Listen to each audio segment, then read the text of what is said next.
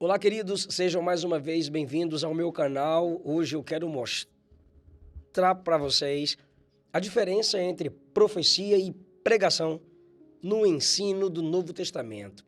Se inscreva no meu canal, deixe o seu like, comente, compartilhe. Deixa Deus te usar. Aí entra a entrada.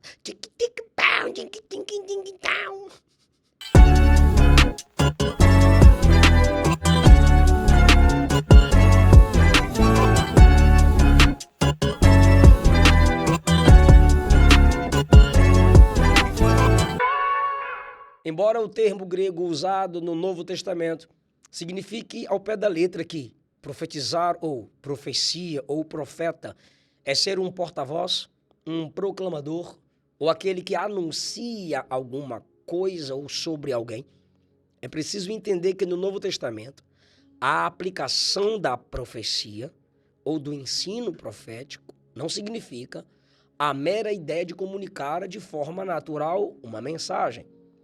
Eu estou dizendo que o dom de profecia não pode ser confundido com simples pregação do Evangelho. Passagens do Novo Testamento em que profeta é apenas um pregador são pouquíssimas. Paulo usa o termo grego para profeta na carta a Tito, no capítulo 1, para indicar um pregador religioso do século VI a.C., cujo nome é Epimênides. E ali ele é apresentado como um professor, um anunciador, um comunicador.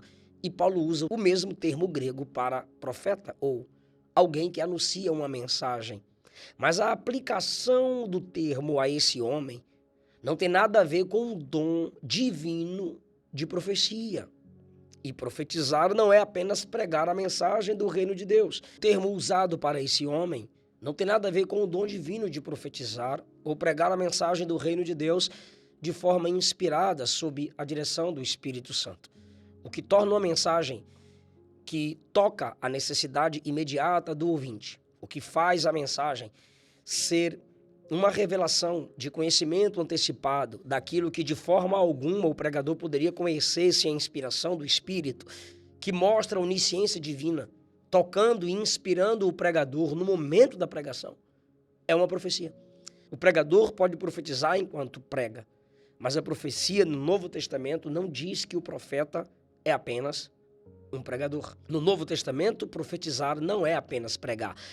Quando Paulo fala de profecia na primeira carta aos Coríntios, nos capítulos 12 e 14, em nenhum momento ele se refere a uma mera pregação.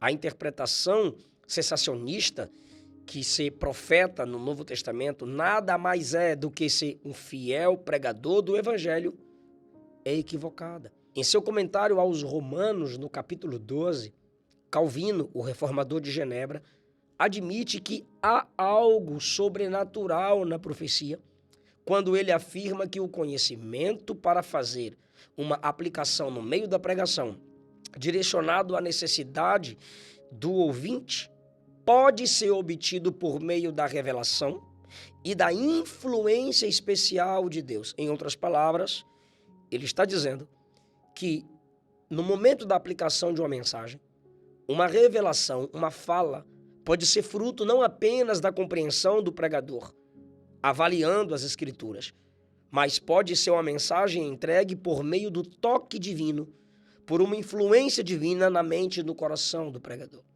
Essa é uma exceção à regra geral do calvinismo ao falar de profecia, pois para eles profecia é só pregação. A pregação é uma instrução bíblica que pode ser considerada profecia, mas em seu exercício de leitura das Escrituras Sagradas, a profecia é direcionada totalmente na dependência do Espírito Santo. Nada tem a ver como o fruto de uma reflexão, de uma pesquisa teológica com comentários, várias versões, uma exegese e hermenêutica. Falar isso é uma definição deficiente do que é profecia no Novo Testamento. Paulo diz, novamente falamos, na primeira carta aos Coríntios, capítulo 14, versículos 14 e 25. Ele afirma que profecia envolve revelação de segredos do coração. Em Atos capítulo 11, a profecia envolveu predição. Em Atos 15, A profecia gerou orientação direta, inspirada por Deus, para uma situação específica. E não existe nenhum versículo na Bíblia que afirma que esses aspectos da profecia, como revelação de segredos do coração, predição, orientação pessoal, desapareceram, deixando a profecia restrita a uma mera pregação ou instrução bíblica. Para concluir, é preciso lembrar que os textos do Novo Testamento que tratam sobre o ensino e a profecia mostram que eles são diferentes. Sim, na primeira carta aos Coríntios, no capítulo 11, Paulo afirma que as mulheres podem profetizar e ali está num contexto específico. Mas em 1 Timóteo 2,12, em outro contexto, ele diz que numa reunião geral e pública a mulher não poderia ensinar. Logo, se no contexto da igreja em Corinto a mulher pode profetizar e no contexto de 1 Timóteo 2 a mulher não pode ensinar, ele está falando de coisas diferentes. Em Romanos 12, primeira carta aos Coríntios no capítulo 12 e Efésios 4, esses textos deixam claro que a profecia e o ensino são diferentes no dom de mestre e no dom de profecia. Por essas razões, teólogos calvinistas fizeram uma análise mais apurada desses textos sobre profecias. E teólogos calvinistas como Martin Lloyd-Jones, John Packer, D.A. Carson, Sam Storms, Wayne Gruden afirmam que profecia e ensino são diferentes. Sam Storms nos dá um exemplo preciso, uma ilustração interessante. Ele disse o seguinte: imagine o pastor de sua igreja ministrando uma série de aulas baseadas na primeira carta de Paulo aos Tessalonicenses. A cada semana no púlpito, ele prega um capítulo dessas cartas e chega no capítulo 4 da primeira carta e fala sobre arrebatamento. E quando ele vai falar de arrebatamento, ele discute que o arrebatamento da igreja será após a grande tribulação. Você se encontra com alguém depois desse estudo num domingo pela manhã e esse alguém diz: não, o arrebatamento se dará antes da grande tribulação. Só que tem um terceiro amigo que diz: não, o arrebatamento se dará no meio da tribulação. Peraí, o seu pastor, você, seu amigo estão convencidos de que o arrebatamento vai acontecer, mas em momentos diferentes. Os três estão lendo a mesma Bíblia, inclusive a mesma tradução. Cada um foi diligente em seu estudo, orou por iluminação bíblica e divina. Todavia, apesar da revelação objetiva de Deus escrita, os três tiveram interpretações diferentes, com aplicações conflitantes a respeito do arrebatamento. E aí? Claro, todos nós desejaríamos que Deus tivesse prometido, garantido uma interpretação e uma comunicação precisa. Evitaria nossos debates. Mas ele não fez assim. A escatologia está no campo dos segredos de Deus. Vamos então condenar o dom do pastoreio e o dom de mestre? Porque existem essas visões escatológicas? Óbvio que não. A aplicação da mensagem de quem tem o dom de mestre pode ter equívocos, pode ter erro. Eu estou me referindo ao dom de mestre. Qual foi o mestre que nunca teve um erro em sua pregação? E a gente continua sendo abençoado pelo dom de mestre e o dom do pastoreio dos nossos líderes. Apesar dos debates e das várias visões escatológicas, estamos estudando sempre e crescendo muito. Não se proíbe o dom de mestre por causa das equivocadas interpretações. Opa!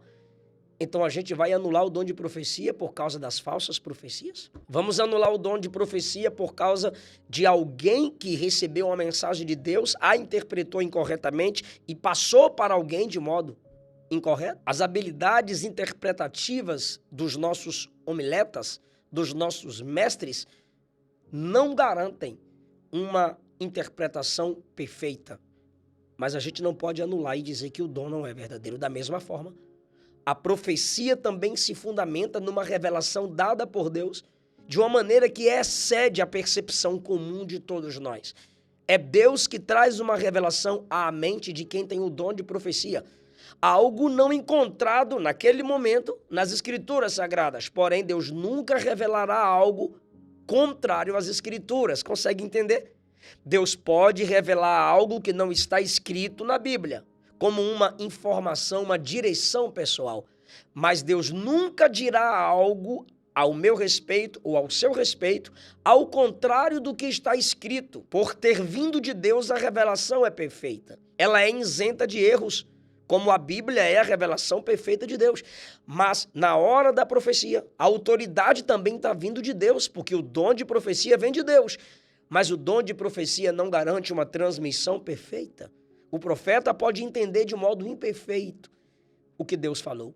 E de modo imperfeito ele pode comunicar essa profecia. Da mesma forma como aconteceu e acontece em muitos ambientes com esses nossos estudos escatológicos que só na eternidade nós vamos perceber e entender qual é a verdadeira interpretação.